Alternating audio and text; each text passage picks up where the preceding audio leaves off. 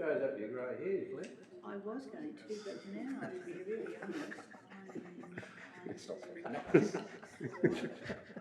It flicked it off. That was cruel.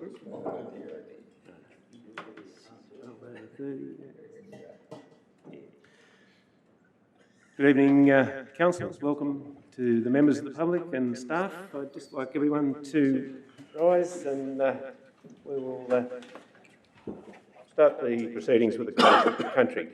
I would like to acknowledge the Gamilaroi people, who are the traditional custodians of this land. I would also like to pay respects to elders past, present, and extend that respect to other Aboriginal people present here tonight.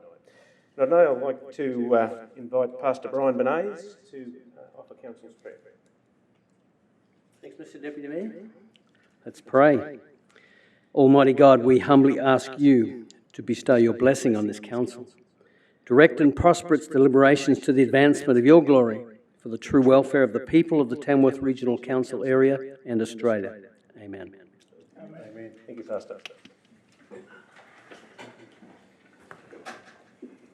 We move now to item number 1 on the agenda, and that is apologies and leave of absence. We have an apology from the Mayor. He will be in attendance probably towards the end of the meeting, but he will resume his position in my seat there. We also have an apology from Councillor Impey, and I asked for a mover and a seconder. Moved Councillor Maxwell, seconded Councillor Wilson. All those in favour? Aye. Except against? Oh, sorry. Move now to community consultation. We have 2 members of the community to present to us tonight. We have Mr. Bob Rutley, and I would ask you just to note what item you are going to address council on, and whether you have an contribution to any council in pecuniary interest.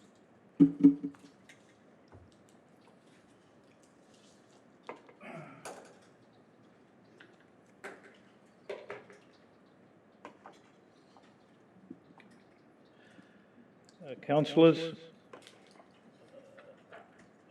apologies for my other director, David Newling from Harley Hay, and Harvey Norman. He's tied up with this virus shipment. I'm here tonight on behalf of Harley Hay to ask Council to extend our lease for a further 5-year term from the 15th of September 2021 for the reuse farm and also the ranch. As Council aware, we have made significant financial outlays on both the ranch and the reuse farm. Just to name a few, we rectified all wheel tracks on 13 pivots, so far we've repaired 34 gearboxes and 22 electric motors on pivots, basically in the first 18 months of operation. We've implemented a program of deep ripping and spreading 3 tonne of gypsum per hectare on all pivots. We've brought soil reports to EPA standards and specifications. We've purchased 1.9 million of farm machinery from local suppliers. We're employing local labour and having all repairs done locally. As Council is aware, we were put on notice approximately the 20th of September 2019 that Harley Hay would be losing our allocation of water due to the drought. A decision was made by us in early October to stop watering pivots number 1, 8, 9 and 13, a total of 236 hectares. As a result of that, the pivots have died and have to be resprayed for weeds, ploughed, replanted and reseeded. Total cost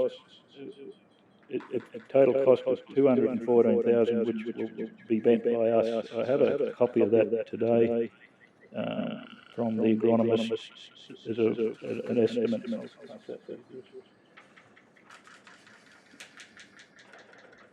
As for the ranch, we've spent over $275,000 on fencing, removing old fencing, putting up new fencing, 30 concrete water troughs, 200,000 litre tank, we've put a new bore in, and all of these costs have been met by us. When Harley Hay took over the lease on the reuse farm, it was in a very distressed state. We spent a lot of time and effort and money on spraying and putting out weeds and reseeding. And as far as we're aware, as far as we're aware, there has been no issues with our management of the reuse farm from council. We're aware that this reuse farm is a very significant project for council, and if any councillors have any questions, I am happy to attend a workshop meeting to answer any questions. If an alternative use for the water is found, I feel it would be at least 5 years before this would be implemented, as when you look at the time frame for the organic farm, it's taking years to get that up and running.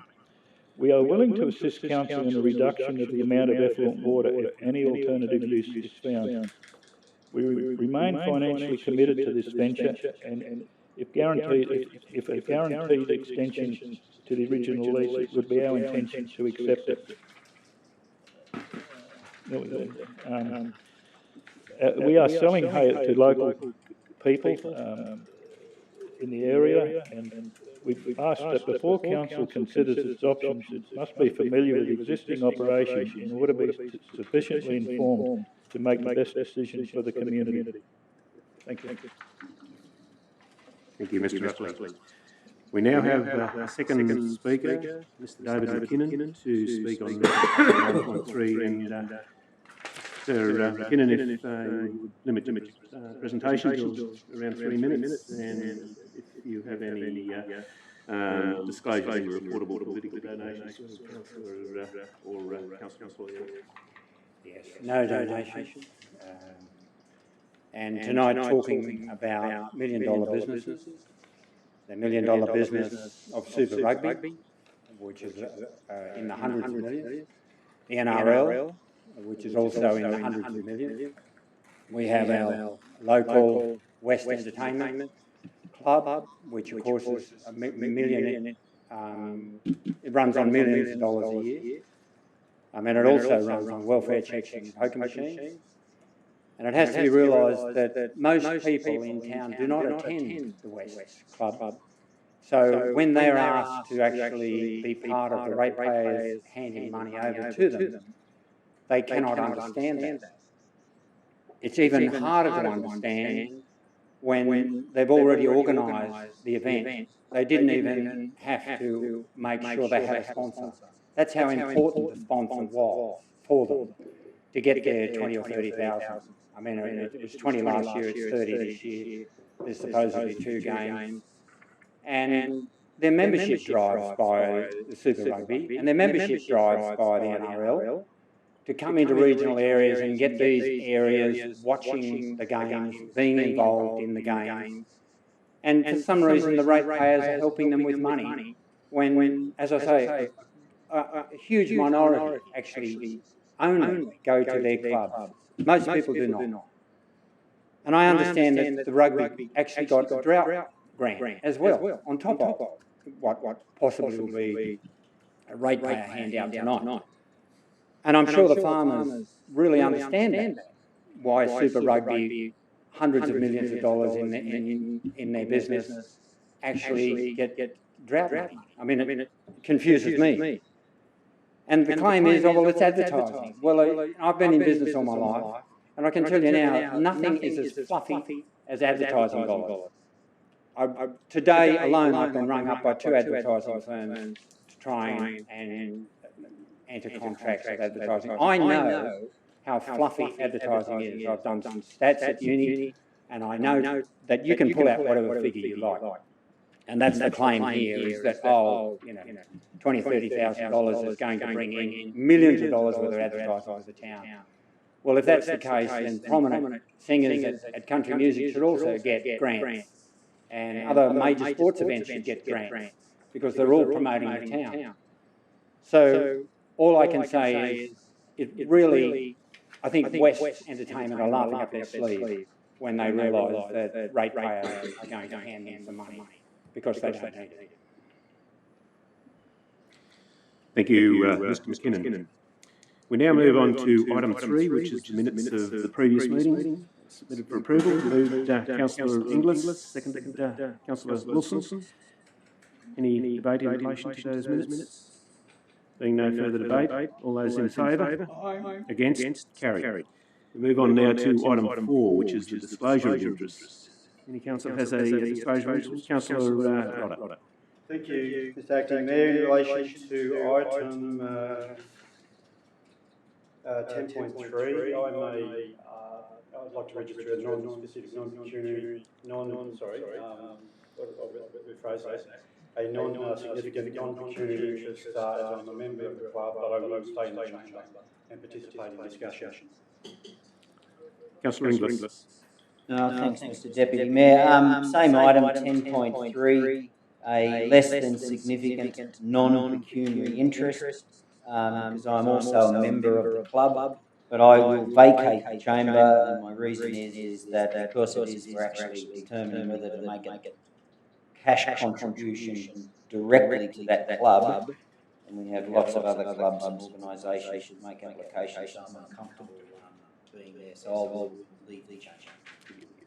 Councillor Webb. Yes, Mr Acting Mayor, I'm also going to declare a less than significant and a non-pecuniary interest in item 10.3. I'm a member of the club, but I'm going to stay in the chamber and I'm going to vote. Because I think it's, I'm a member of most clubs in this town. Thanks, Councillor. Councillor Tickle. I also have a less significant non-pecuniary interest as I'm a member of that club, and I also will stay with the room. Councillor Wilson. They're saying less significant and non-pecuniary for item 10.3 and I stay. And I too will declare 10.3 that I have a less than significant non-pecuniary interest, and I'll be staying in the chamber. Okay. We move now to item 5, which is mayoral minute. We have no mayoral minute, which brings us to item 6, notice of motion. And we have no notice of motion before us, so we're now moving to open council reports, which is item 7, environment and planning, which again we have no item for consideration tonight, which brings us to item 8, infrastructure and services. Item 8.1, moved to Councillor Webb, second to Councillor Maxwell. Councillor Webb, would you like to speak to your motion? Any councillor would like to speak against the motion? Any councillor would like to comment or debate? Just a question. Councillor I'll support the motion. With the bus lane in Johnson Street, did the school request that it only during bus hours? In other words, from 7:30 to 9:30 and then from 2:30 to 4, or did they want it throughout the whole day? Because buses come and go all their day there because it's a boarding school. I'm happy with the way it is, but I was interested to know if they did ask for the whole period. Through you, Mayor, Councillor Wilson, I don't know the answer to that. I can find out and let you know. It does say there are 25 pickups and drop-offs during the day, but again, I wouldn't like to guess about that. Further, yes, Councillor Wilson. Could I suggest that we look up then, because it is quite a busy place, and if maybe we need to look at it in the future of increasing that throughout the whole school time. In other words, from 7:30 through to 4:30, because of the number of buses that come drop off and pick up children. That's all. Any further debate? Being no further debate, all those in favour of the motion? Aye. Against? Carried. We move now to item 8.2, Live Life, Get Active fee waiver request and review. The mover, Councillor Tickle. Seconder, Councillor Webb. Councillor Tickle, would you like to speak to your motion?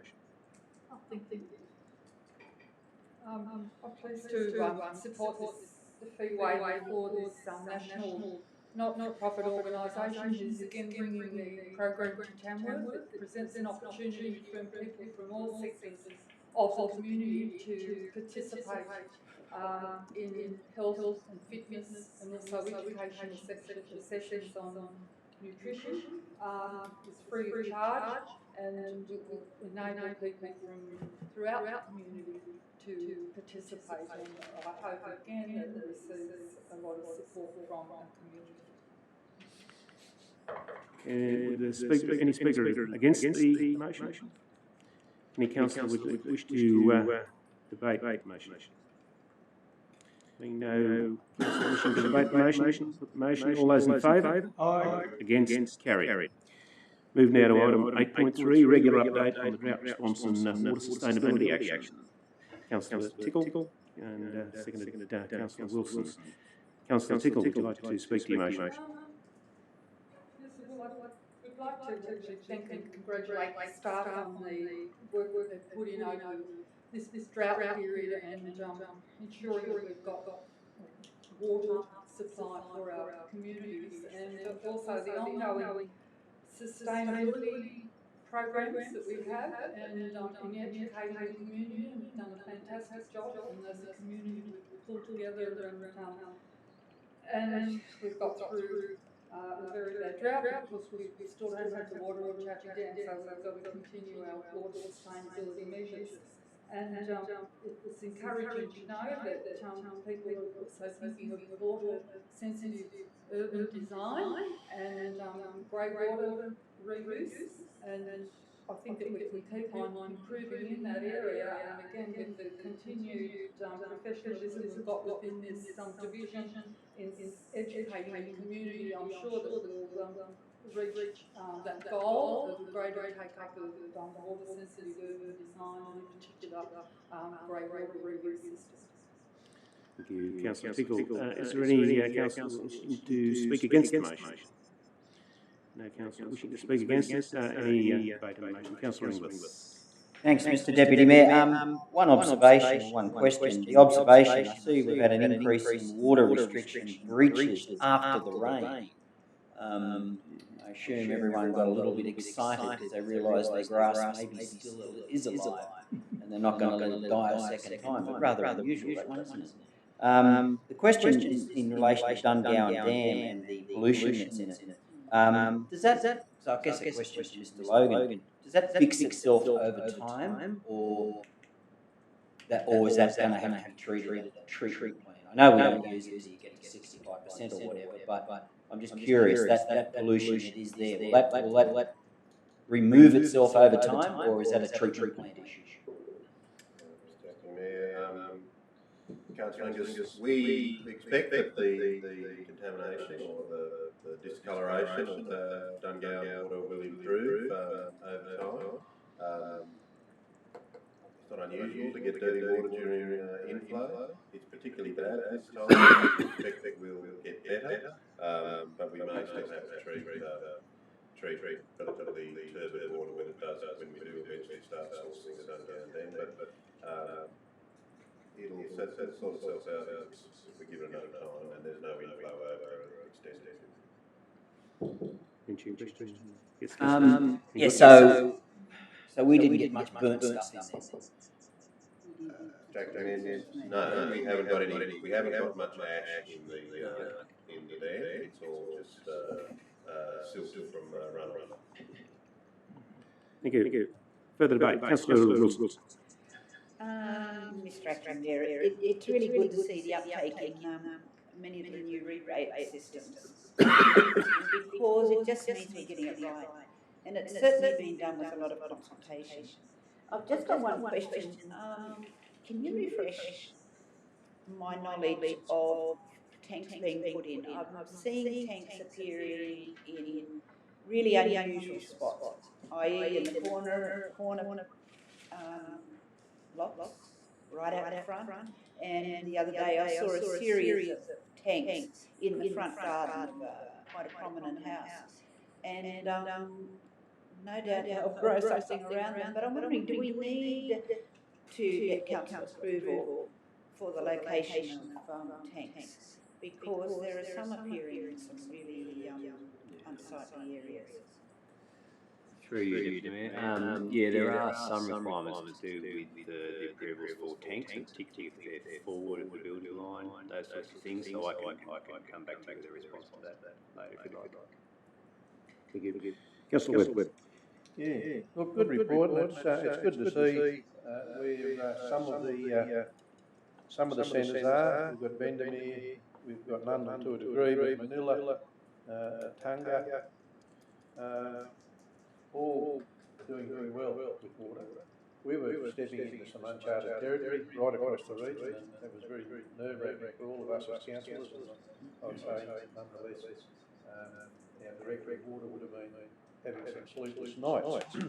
However, as a farmer and producer in the region, along with many others, we've probably seen the most rain we've seen in a long time, in the shortest period of time for this time of the year. And the region looks generally in exceptional condition. But the only downside to that is it's actually lulling all of us into a false sense of security for places like the city, maybe Tingle, and to a degree Nungle, because everything looks so lush and green. There's water in rainwater tanks everywhere, there's water in farm dams everywhere, and the actual main water supply for us, the main population centre of this region, is not too good. So we've got to be very careful and very mindful that people can very easily be lulled into this false sense of security that everything's going to be okay again. But until that dam starts to get some significant inflow, we have to keep reminding the people within the areas that are serviced by reticulated water from the city that we are in pretty tight times and dire straits in terms of water. So if we can continue to get that message out there to those people that are on the reticulated systems, let them know that things aren't as good as what they actually look. And I think a lot of people, and I know a lot of people are saying how great it is, they haven't actually stopped to think how not great it is in terms of the town's water supply. So I don't know what we do, Mr. Logan, but I think we need to continue to get that message out there, and these sort of reports highlight where we are. And I think it's great, and maybe a bit of media around some of those reports just to talk about the region as a whole and how well off we are from the rain, but how tight it still is, and how we should be lulled into that full sense of security that everything's going to be okay. Yeah, we're stepping into a cooler, or what appears to be a cooler autumn, and who knows what winter's going to bring. But if we don't get significant rain into those dams come spring and summer next year, we'll probably be in dire straits again. So I hope that we can work very hard at actually keeping that message loud and loud. Thanks, Mr. Mayor. Thank you, Councillor Webb. Further debate, Councillor Maxwell. Just a comment, Mr. Deputy Mayor, just following up on something that Councillor Webb talked about was communications and media communication. I think it's very important that perhaps Manila and Barraba there be a press release as to the reason why we're not lifting restrictions when there's 5 inches of water going over the Wirra and Manila. People are getting very niggly, and I also got attacked a fair bit in Barraba on Saturday about the same issue. So if we can, some press release as to why we're not, and I know the reasons, and we all know the reason here, because there's no water being let out for general security from Split Rock. I think it needs to be spelled out pretty loud and clear. I would appreciate it, because I'm getting a few knives at the present time. Thank you, Councillor Maxwell. Any further debate? Being no further debate, I put the motion. All those in favour? Against? Carried. Move now to item 9.1, Australia Day reports. Move that, Councillor Inglis. Second, Councillor Tickle. Councillor Inglis, would you like to speak to your motion? 9.1. Just a comment, Mr. Mayor. If someone can just make a note, in the annexure, and I say that because often historians review these sort of things in the future, but the annexure for this one for Tamworth actually has the 2018 awardees in it, not the right one. And we should just fix that purpose. The minutes, because people do those things up, actually. Thank you. Councillor Tickle, would you like to... any councillor wish to speak against the motion? Against the motion? Debate on the motion. Councillor Maxwell. Yes, Mr. Deputy Mayor, just a comment. As you know, I represented Councillor Barraba in Manila, and our ambassador for the day was Gary Dawson, who had us in stitches all day. He's one of those sort of people you meet meeting now, 5 minutes time you think you've known him all your life, and he just had everyone spelled out. It was absolutely marvellous, and we went to the recovery concert in Barraba as a part of the Australia Day thing, and I think he had everyone in the palm of his hand. I think the best Australia Day ambassador that I've been involved with. Absolutely fantastic. Thank you, Councillor Maximus. Any further debate? Being no further debate, I put the motion. All those in favour? Against? Carried. We move now to item 9.2, the Audit and Risk Improvement Committee report. Moved Councillor Inglis and seconded Councillor Wilson. Councillor Inglis, would you like to speak to the motion? Anyone speak against the motion? Any debate on the motion? Being no debate, I put the motion. All those in favour? Against? Carried. Move now to item 9.3, boundary adjustment with Walker and Winbrook/Niangla. Have a mover? Councillor Wilson, seconded. Councillor Tickle. Councillor Wilson, would you like to speak to the motion? Mr Mayor, this has been sitting on the table in the background for quite a while, not Niangla, of course. However, it's a process that has to be taken. You look at the communities that are involved, and there's just a lot of practicalities here. And it certainly will make a difference with Campfire Road and things like that that can be tidied up. I don't know where it stops when you start looking at boundary changes. I think often there's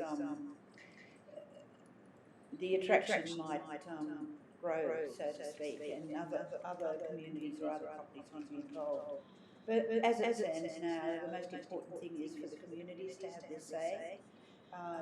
They're in a common valley, and I think there's a like use, like properties, and being the changes actually promote these areas into Walker, which I think is a commonality. They're closer to their source in terms of the local government area, and it just makes a lot of sense. However, that being said, I think we need to be really mindful of the feedback we get from the communities, because that really will be the crux of whether it moves ahead. Thank you, Councillor Wilson. Anyone wishing to speak against the motion? Councillor Webb. Yes, Mr Deputy Mayor, I'm partly speaking against the motion because, and solely because this matter was raised back in 2013 by a previous council, not this council. That was Walbrook. Niangla was never actually discussed with councillors. I think it's out of order to be calling public meetings when the councillors actually haven't sat down and have a full understanding of what we're looking at, having a good look at the maps, having a look at what this means for this organisation and the ratepayers in general across the region in terms of boundary adjustments. I think it's way out of order to have those public meetings until the councillors, the people that are representing those residents currently up there, are fully informed, and we can actually talk to the residents up there with, I guess, some degree of confidence. We have some understanding of what's on the table. I do believe that there needs to be public meetings. I do believe that they need to be consulted in the process, but I think that should be done following workshopping as a collective group, as an organisation here with councils, talk about what the pros and cons are of such an application from a neighbouring council. There is a lot of work that has to go into a boundary adjustment, and I think it's way out of line to be having public meetings to talk about a boundary adjustment when we as councillors have had absolutely no discussion about it. We don't have any understanding of what the meaning of this would be, and we don't know what the I guess the outcome would be in terms of, I guess I'll just talk about roads recovery fund. How big an impact is that going to have on us in terms of the roads we lose? How much infrastructure is up there that is going to be impacted on in terms of the work that we've done, or the work that needs to be done, or the work that there will be funding for into the future? We know nothing about any of this. So we can't go to the community as a fully informed council and listen to what they have to say and make some sensible decisions on it, or listen in a way that we can take on board what the public are saying up there with some degree of confidence. If we did hear from one of those public people go to that public meeting, they ring us up and they want to talk to us about it, which has actually happened. And when you say to that person, I don't really know what you're talking about, then you feel like an old. So I think it's, I think this is probably could have been handled a bit better. And whilst I do appreciate that public meetings has to happen, I think they should have been called and they should have happened after we as a collective group been fully informed and discussed the issue in front of us. Thank you, Councillor Webb. Councillors to speak for the motion. I'll then open it up for debate. Councillor Inglis.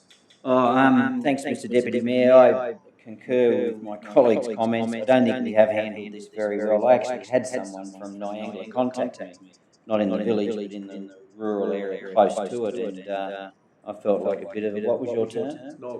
Yeah.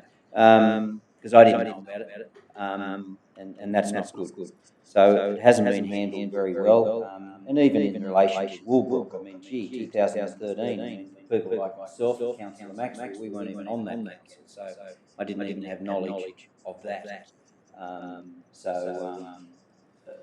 We haven't thought very well about that, but at an absolute minimum, there should have been a council workshop to agree on that. And I have had a look at the maps, and it's clearly not just about the village. It's good Lord.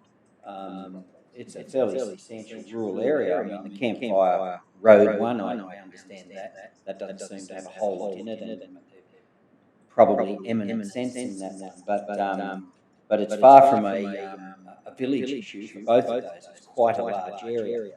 I mean, I have absolutely no idea of what the logic of the new boundaries is, other than the logic not splitting properties. But, you know, why is it there and not there and all the rest of it? So, and they're the sort of things that should have been discussed.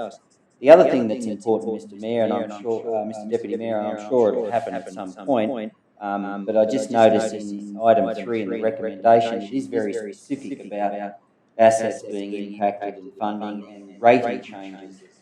You will find that having worked on quite a few of these, it is incredible how this can affect your FAGS grant, the financial assistance grants. There's two components to that, the general component, and within that, because we've got 2 villages up there, we will find that they have a substantial impact on what we get for a whole range of things, because they're villages above a certain population, beyond a certain distance from Tamworth.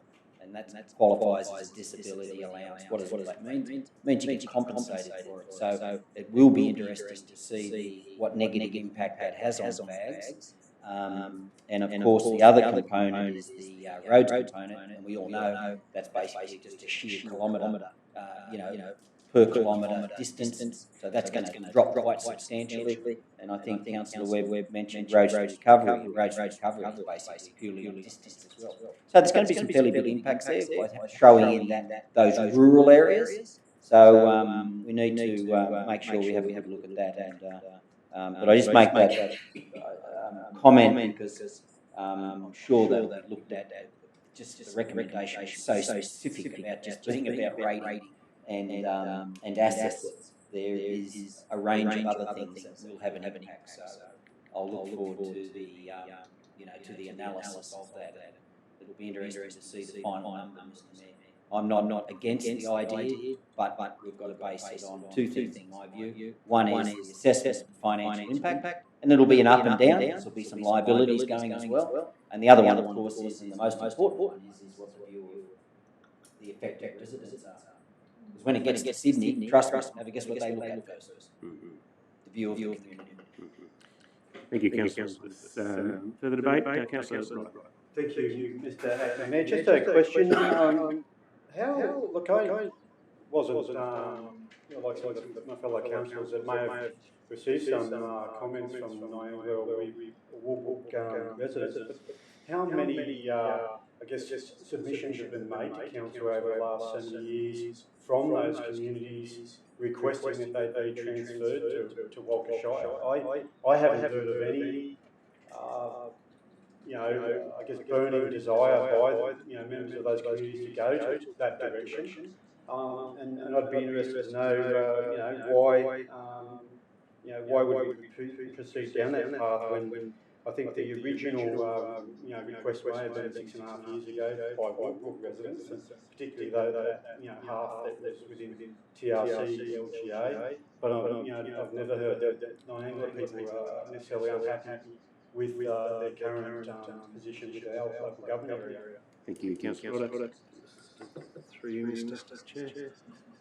I don't know an exact number. I can certainly look that up. In terms of the discussions that have been had with community groups up there, though, this has been a topic that's been raised consistently, certainly in the time that I've been in the chair. It's one that has never quite got to the top of the list. There's been no real other reason for that. What has happened more recently, though, I'll go back a step through when amalgamations were under discussion, it fell off the radar for a significant amount of time. Once that all settled down, it came back onto the radar, and again, certainly over the last few years, it's become more and more of a topical issue. With new general manager up in Walker, the council up there have certainly made it one of the new GM's priorities based on the feedback and the requests that they're getting, and certainly in terms of the community groups that we've met with in just anecdotally through 355 committees and others, is that they're certainly still keen for that to be reviewed. In terms of the level of detail, that's the part we don't really know yet, and that's why the initial conversations for us are about going up and asking those questions to see is this something that is widespread, is it more specific to a very small community group, and then when it's time for whatever the next step looks like, then we will be more informed, and that will then lead to certainly, I imagine this will lead to multiple councillor workshops with a lot of information that we'll probably have to go back through and do analysis on a number of times to get to a final outcome. Thank you. Further debate, Councillor Maxwell. Yes, Mr. Deputy Mayor, I must admit I'm a bit like Councillor Webb. I was a bit miffed when this came up and we hadn't had any prior knowledge of it. I was intending to go to the public meeting, but I thought there was not much point in going because I've got no idea what we're talking about as such. I know there are issues up there, and I've talked to a few people from Woolbrook in the past about this, but I'm disappointed that we didn't have a workshop before the public meeting. Thank you, Councillor Maxwell. Further debate? Being no further debate, all those in favour of the motion? Against?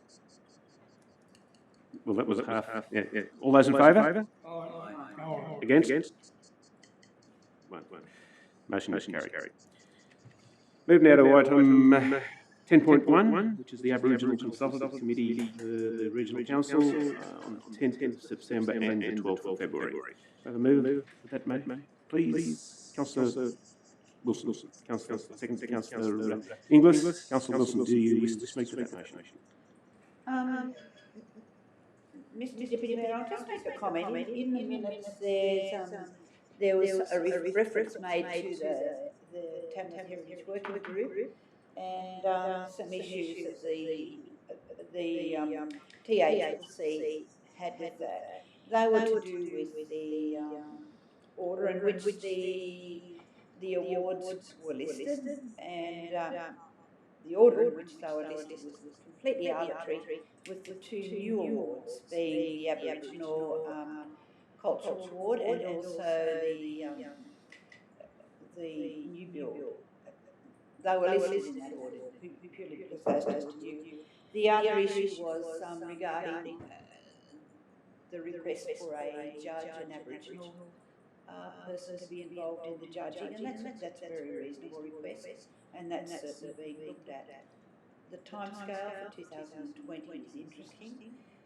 The other thing was a request for an Aboriginal representative from the Aboriginal community to be on the working group, and that's certainly a great idea. All the working groups will be looked at again, and the advisory groups once the election's over, and I think that's the ideal time for there to be changes, upgrades, and discussion over the composition of all working groups, not only this one. And we'll reply to that, indicating that. But I'd just like to make a comment that the great suggestions that have come in, they have been discussed, they are being addressed, and the time to look at the composition, as I said before, will be once the election's over and the new members are elected to that group. Thank you, Councillor Wilson. Anyone wish to speak against the motion? Any further debate in the motion? Being no further debate, put the motion. All those in favour? Against? Carried. Move now to item 10.2, Disability Access Working Group, meeting the 10th of December 2019 and the 11th of February 2020. Moved Councillor Tickle, seconded Councillor Inglis. Councillor Tickle, do you wish to speak to the motion? Any councillor wish to speak against the motion? Any further debate on the motion? Being no further debate, put the motion. All those in favour? Aye. Against? Carried. Move now to item 10.3. Ask Councillor Inglis to vacate the chamber.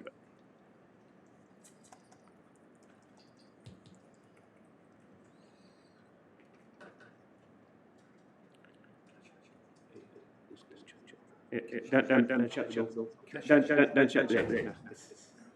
It's just that he's got to go. Now we move to item 10.3, sponsorship of both the National Rugby League Premiership game and the Super Rugby game. Mover? Moved Councillor Webb, seconded. Councillor Tickle. Councillor Webb, would you like to speak to the motion? I will, Mr Mayor. And I know there's some concern about spending money on these types of events. First of all, I'd like to talk about, I guess, one of the main funders of this event. That's the West Entertainment Group. It was raised tonight. They're making a lot of money out of the city and poker machines and all sorts of things. My first comment about that is yes, that's what we do. But what do they do with that money? They support this community in so many ways. I am a member of a couple of other groups within this town that, in fact, charity organisations, and they get money from time to time on a regular basis from clubs like the West End Entertainment Group, and in particular the West End Entertainment Group, because there are processes in place where you can make applications for funding for certain things. So they are very supportive, extremely supportive. In fact, sometimes overly supportive of many charity groups in this city. So the club itself does a lot of good work for the region, a lot of good work for the residents of this region. That's the first point.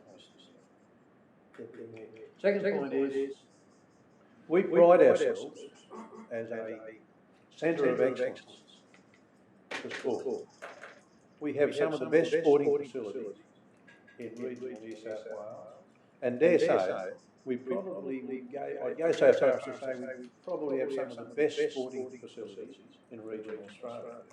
I'm not saying the best all around, but in many sporting areas, we are probably at the top of the tree. And I think that's absolutely fantastic.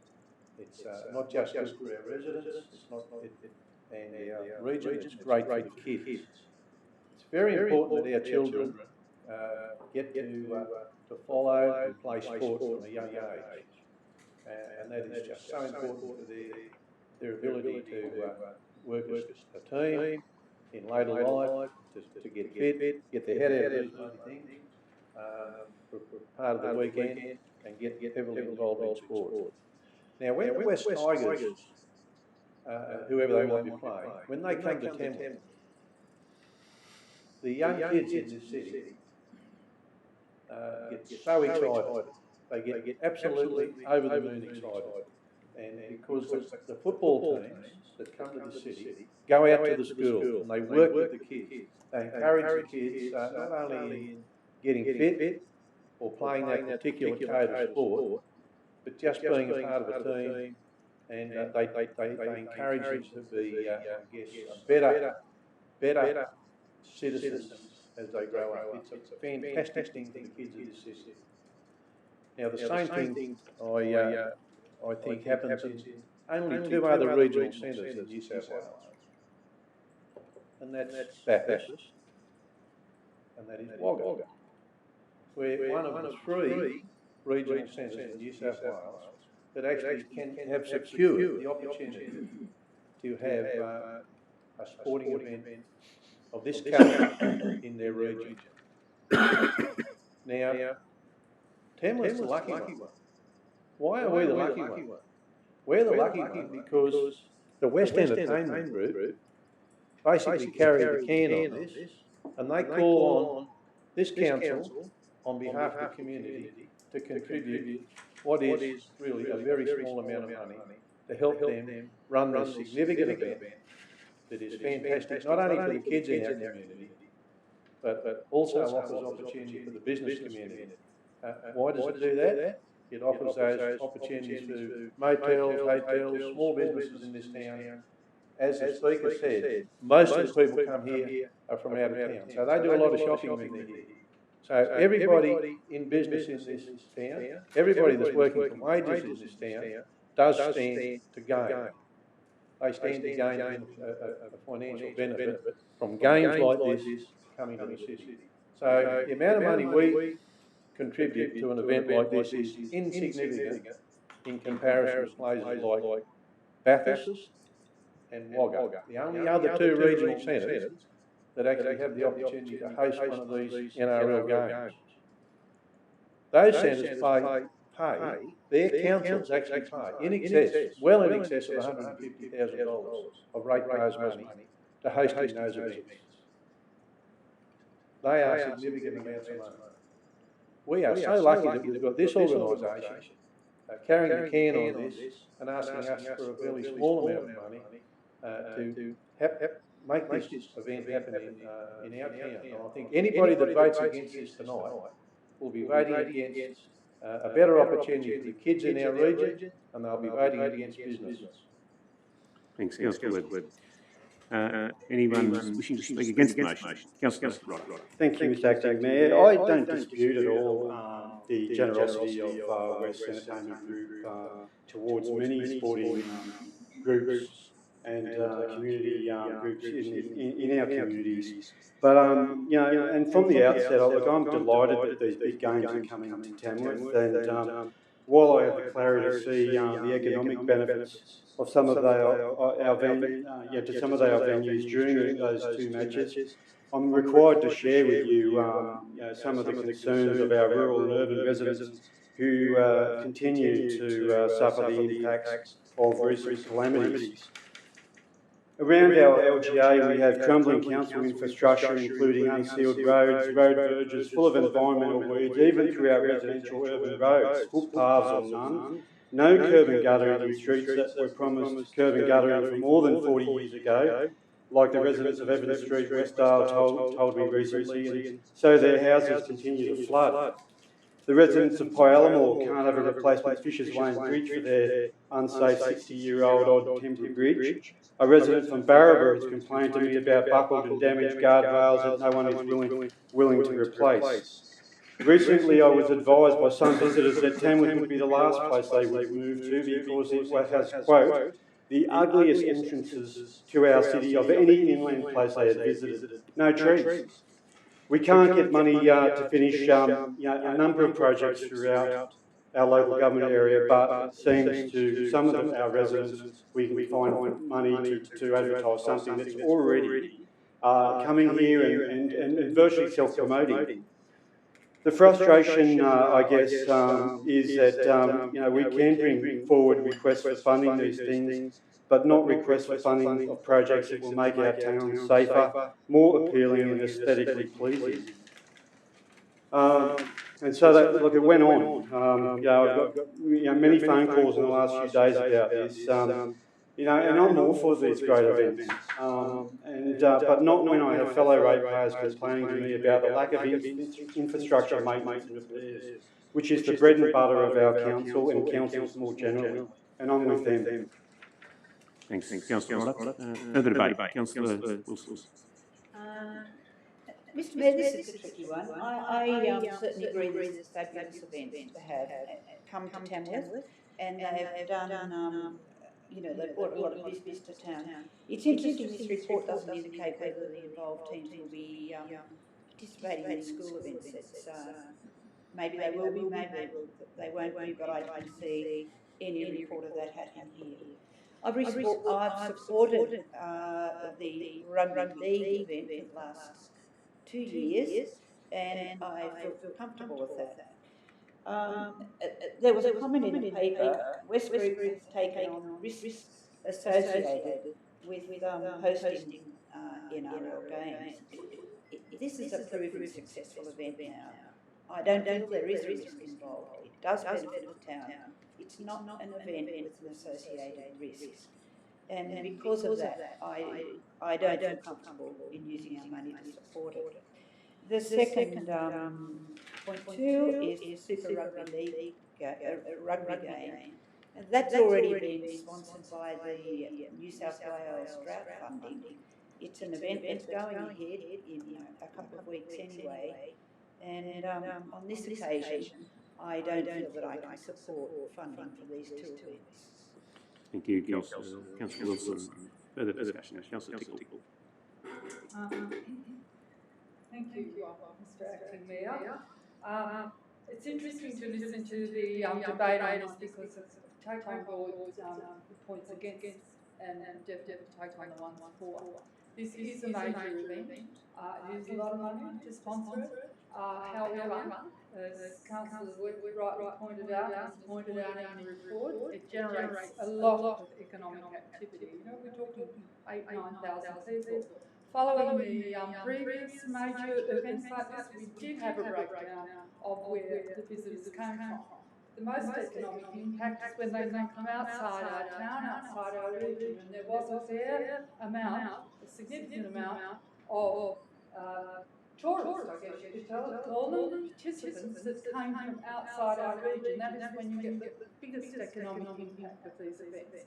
Not just for the spending on the day, but follow-up business as well. So I think in all of this, in all of our events in deciding on our sponsorship, we have to weigh it all up, and I'm sure my fellow councillors have. However, the flow-on effects from these sorts of events is significant. With regards to the West Entertainment Group, we fund a lot of things in this town, including major infrastructure. With our tennis facility for one, you know, there are so many things, and we could write out a long list of things that one person said here and there, and all the rest. Population is 62,000, so we've got to look at what we think as the region, and I'm sure my fellow councillors are. However, it is a major event. We do sponsor other events to a lesser extent, but they have less participants, and already tonight, $1,000 something else. We have a free waiver policy. There are many events that benefit throughout the year, and they would choke far more than 20,000 or 30,000, but we don't hear people saying, oh, I want my road tarred, I want more trees, and that's happening incidentally, a very exciting program there, and Fisher's Bridge, I believe, is on the list. You know, there are a lot of people that claim to raise things, and rightly so. However, we've got to look at it in the whole Tamworth Regional Council area, and I just can't overestimate how much value that out of the region business is, and I think from a marketing perspective that we could perhaps continue to do work there, and even to a greater extent than we do a wonderful job at Country Music, getting people from outside our area to outside the region to attend, and certainly the statistics are there. They come from outside the region to these sporting events, and it's something we continue to build on. And I will support this, but I can understand people's sentiments. However, for me, looking at the bigger picture, I will be supporting this. Thank you, Councillor Tickle. Councillor Maxwell. Yes, Mr. Deputy Mayor, I think everything's been said. I don't need to go over it all, but I won't be supporting the motion. Thank you, Councillor Maxwell. That basically concludes the debate, except I will say that I will be supporting the motion because I do understand that there are concerns out there amongst our community that really there are issues that need to be addressed. But when you look at it from economic impact and the return that this council and our community gets for a $20,000 investment, is $2.14 million injected into the community, which, while we say business community, it's not only the business community, it's jobs that are created in Tamworth that actually make our town viable. And I do understand that the issue is that maybe people think that $20,000 could be spent elsewhere, but by investing $20,000, you get the enormous advertising for Tamworth as a sporting centre of excellence, and we are there, and it's about $1 million worth of advertising it's worth, because it's broadcast basically right around Australia. So for that, I will be supporting the motion. So what I will do is put the motion. All those in favour? Against? We have a tied vote, which brings me to the unenviable position that I will be voting in favour of the motion. Thank you. We now move on to... we'll move on to getting Councillor Inglis in.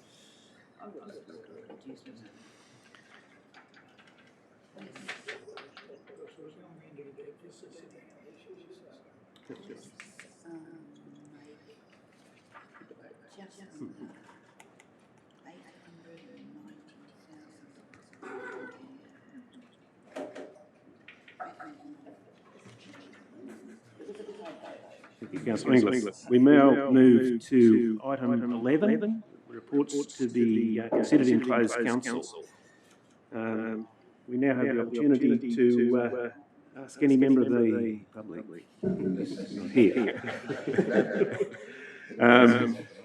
Could I have is there any written correspondence of anyone objecting to any items on the, any councillor has any item that they request considered in council? Move it, Councillor Maxwell, seconded. Councillor Rodder? Yep. All those in favour? Aye. Against? Carried. We now move into